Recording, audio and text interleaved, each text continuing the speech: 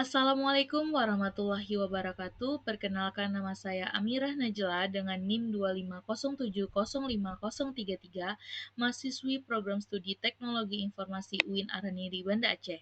Dalam rangka memenuhi tugas proyek UAS pada mata kuliah Wawasan Teknologi dan Komunikasi Ilmiah atau WTKI, di video kali ini saya akan mengulas dan membedah sebuah artikel jurnal ilmiah yang kredibel. Sebelum kita masuk ke inti pembahasan, berikut adalah cuplikan singkat proses penelusuran dan pencarian jurnal yang saya lakukan secara mandiri melalui platform Google Scholar.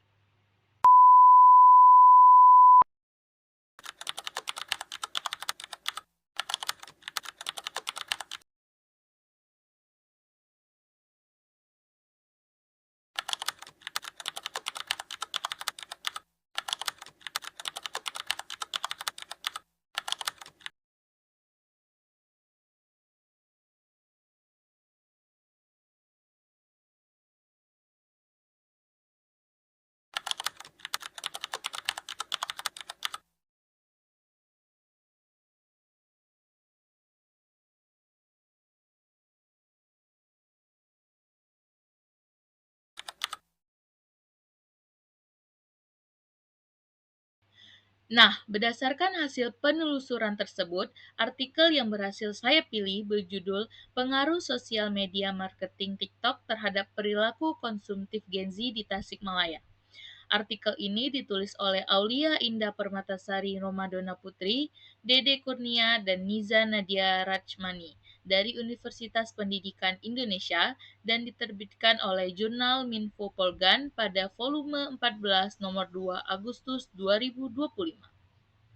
Sebelum kita membedah jurnal ini lebih mendalam, mari kita lihat ringkasan abstrak dari penelitian ini.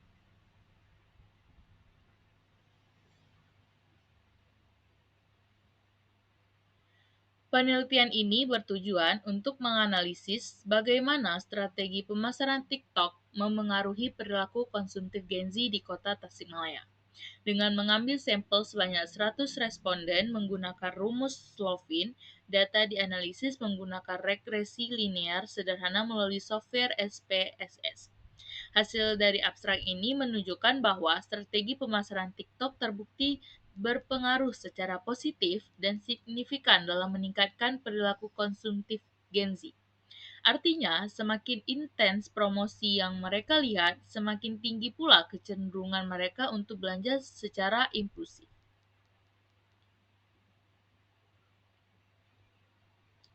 Baik, mari kita bedah isi dari penelitian ini dimulai dari bagian introduction, pendahuluan atau latar belakang dan tujuan.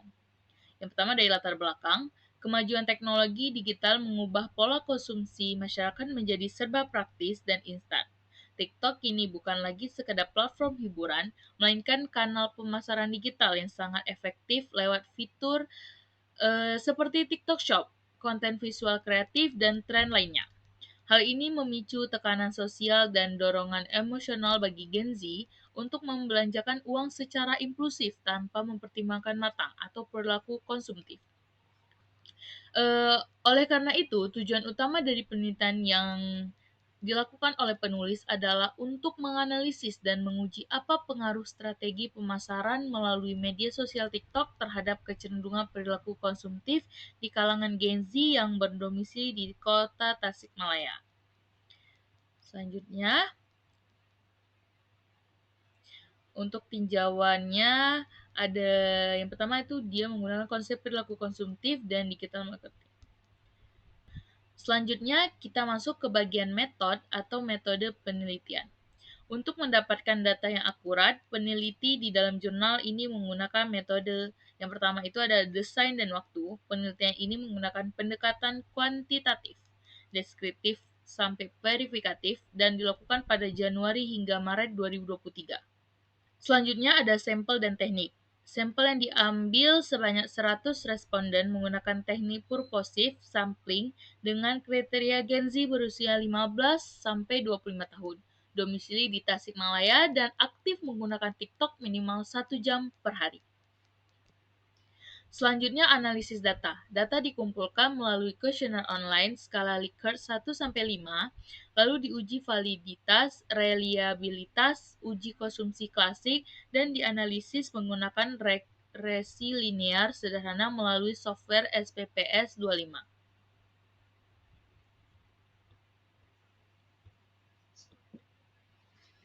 Selanjutnya, mengenai results atau hasil penelitian, berdasarkan analisis data yang telah dilakukan, peneliti menemukan bahwa yang pertama, profil responden mayoritas responden adalah mahasiswa 63% dan berada pada rentang usia produktif 21-28 tahun, itu 83%.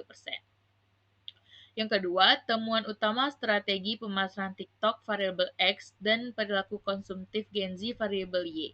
Keduanya berada dalam kategori tinggi. Pada pemasaran TikTok, indikator tertinggi dipicu oleh kualitas visual konten promosi yang estetik, skornya itu 4,52.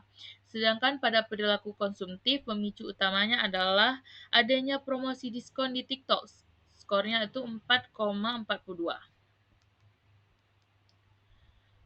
Selanjutnya,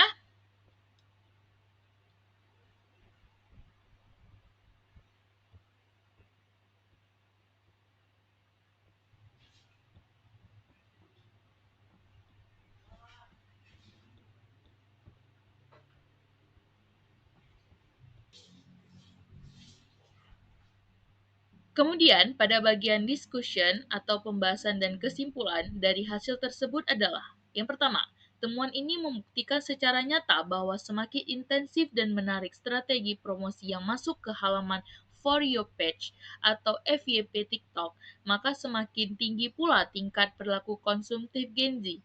Karakteristik Gen Z yang sangat peka terhadap konten visual kreatif dan endorsement membuat mereka sangat rentan melakukan pembelian impulsif. Dan bagian kesimpulan, secara statistik, sosial media marketing TikTok berpengaruh positif dan signifikan terhadap perilaku konsumtif Gen Z di kota Tasikmalaya. Platform ini telah berhasil bertransformasi dari media hiburan menjadi mekanisme sosial yang kuat dalam membentuk preferensi belanja generasi muda. Selanjutnya untuk analis dan refleksi pribadi. Setelah membaca dan mengkaji jurnal ini secara mendalam, saya memiliki beberapa analisis dan refleksi pribadi terhadap artikel ini. Pertama, mengenai kelebihan jurnal. Menurut saya, kelebihan dari artikel ini adalah artikel ini sangat mendalam karena menyertakan data demografis yang jelas serta melakukan uji asumsi statistik yang lengkap seperti uji normalitas dan linearitas. Sehingga hasil penelitiannya sangat valid dan reliable.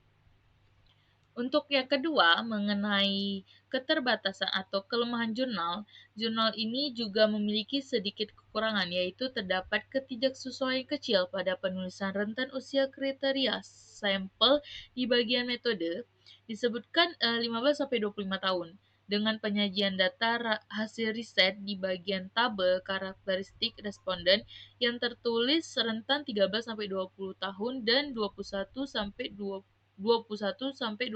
tahun. Ketiga, mengenai kontribusi dan saran. Penelitian ini memberikan kontribusi penting bagi pelaku usaha agar bisa membuat pemasaran digital yang lebih etis.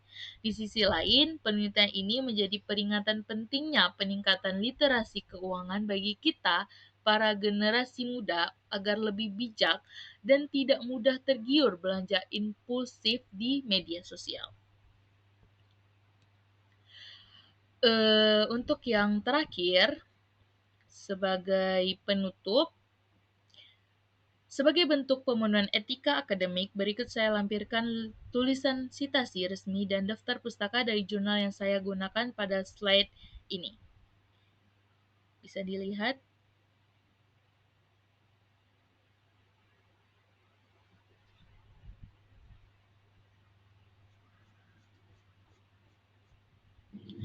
Mungkin itu saja yang dapat saya sampaikan dalam video edukasi ilmiah kali ini. Terima kasih sudah menonton. Semoga ulasan ini bermanfaat dan bisa menambah wawasan bagi kita semua. Dan terima kasih atas perhatiannya. Saya Amirah Najla, pamit undur diri. Sampai jumpa lagi dan bye-bye.